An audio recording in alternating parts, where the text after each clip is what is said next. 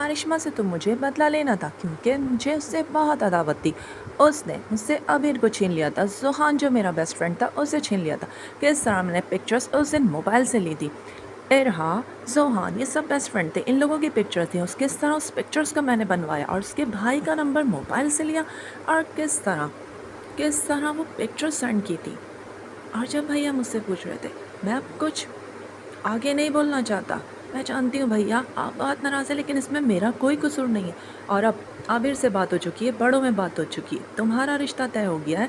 6 माह के बाद तुम्हारी शादी होगी। और फिर किस तरह उसे यूनिवर्सिटी में जब आबिर ने मुझसे कहा, इस मोबाइल को मैं बहुत गौर से देख रहा हूँ। मोबाइल में थोड़ी सी देर के लिए जब रख के गया, डिप्रेशन में था उस दिन। मैं उस पिक्चर्स को पता लगवा था, ना जाने वो पिक्चर्स कैसे डिलीट हुई, मुझे भी नहीं समझ में आता आबिर ये सब क्या है, किसने डिलीट की। और जब भैया मुझे इतना डांट रहे थे, दोनों भाई बहुत खफा थे। जब मैंने कहा भैया इसमें मेरा कोई कसूर नहीं, ना जाने किसकी साजिश थी।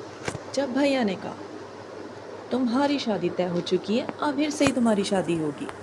मैं मुझे कितना समझा रही थी, भाभी इसमें मेरा कोई कसूर नहीं है, मैं सारों कतः रो रही थी। मैं जानती हूँ अरिश्मा, तुम्हें शुरू से जानती हूँ, तुम बहुत अच्छी लड़की हुई, किसी ने साजिश की है, अगर तुम्हारे भैया बात ही नहीं समझ रहे।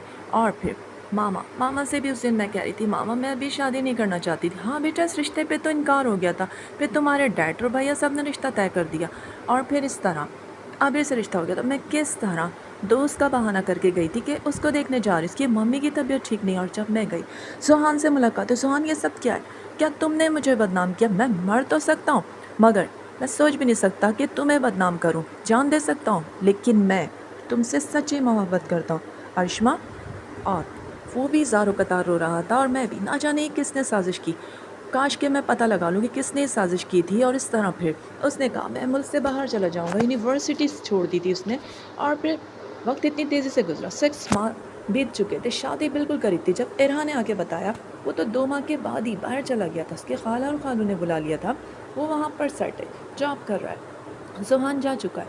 और फिर वक्त वाकई तेज़ी से गुजरता चला गया, मैं वहाँ सेट हो चुका था। और फिर मैं अपनी मामा, बाबा और अपनी बहन को भी बहुत जल्द वहाँ पे बुला लूँगा। और इस तरह वक्त गुजरता जा रहा था, फिर शादी करीब थी और फिर रस्म मेहंदी का दिन भी आ गया।